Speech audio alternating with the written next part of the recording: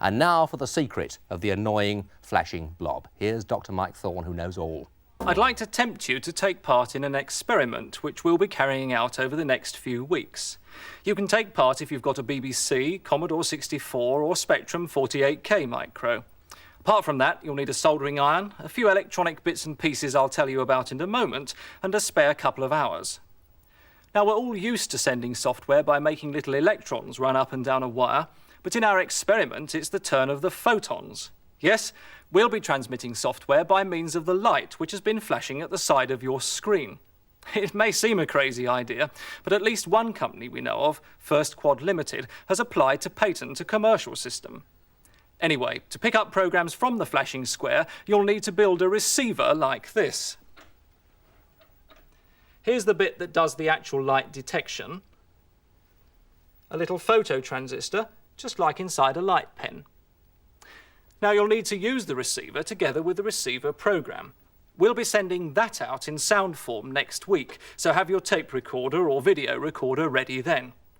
For the Commodore 64 and BBC Micro, there are just 11 electrical components in the receiver. For the 48K Spectrum, some additional components are necessary because it doesn't have a user port. And there it is.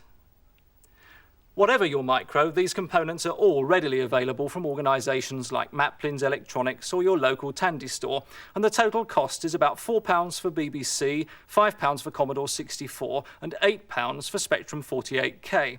The most expensive single item being the plug connecting the receiver to the micro. Personal Computer World magazine contains the list of parts for your micro, the circuit diagram and a set of instructions. I'm now going to show you what to have to do for the Commodore 64 receiver, and the others are very similar.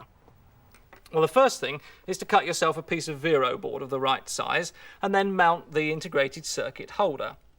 This will take the one chip which is to be used in the circuit, a retriggerable monostable. It's a bit of a mouthful that, but what it does in effect is to send a 1 to the computer if the flashing square is white and a 0 if the flashing square is black. Now, because the square is flashing on and off, if we check it too often, then we'll think one white square was 2. Alternatively, if we don't check it often enough, then we'll miss some of the flashes. So timing is crucial, and that's achieved in the circuit by means of resistors and a capacitor. Well, the next stage is to mount all 6 of the fixed value resistors, so either just 5, and then one variable resistor. The variable resistor is crucial because whether the square seems white or black to the receiver board will depend upon the brightness and contrast settings of your TV. So we'll have to adjust that later on to your own particular TV set. Now the capacitor, the only thing to remember about that is to get it in the right way round. And here, if the white blob is facing you, then positive is on the right. If you don't get it in the right way round, then because it's of the electrolytic type, it'll probably blow up. Quite harmless though. And also you can next put in the 4 wire links. And on this board we've done all of that.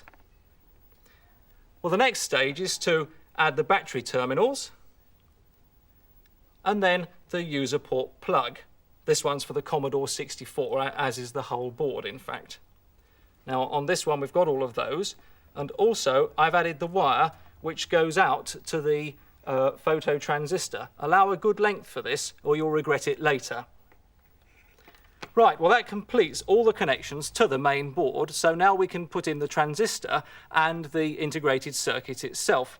The only thing to remember here is that you must put the transistor in the right way round. Its orientation is given by this little pip on the side, and the chip 2, make sure that pip lines up with the little pip which is on the integrated circuit holder itself. Right, so the board is done. We now need to make the phototransistor mounting. For that, we've used a cup hook like you get for sort of ordinary kitchen use. Just remove the hook with a pair of pliers, like that, and then make a hole in the back just big enough to take the phototransistor. I'm using a drill bit because I think that's probably the safest way. And then mount the phototransistor with a sensitive end into the mouth of the sucker, in there like that. When you've done that, seal it with some bathroom sealant or silicone rubber, or I suppose even Blue Tack would do, anything so long as you can make an airtight fit. Right, here's one with all that done. All we have to do now is to solder 2 of the transistors connection to 2 of these wires here, and the receiver board is finished. Next, we have to adjust the variable resistor, but that's easy with the software we'll be transmitting next week.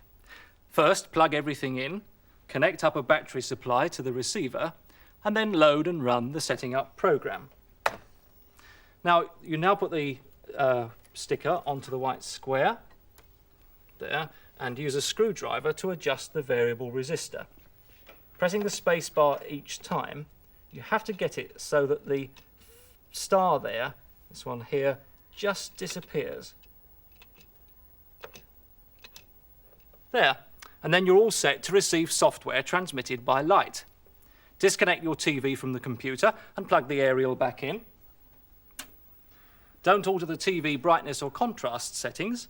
Load and run the receiver program and tune into 4 computer buffs, because we'll be transmitting the software actually during future programs.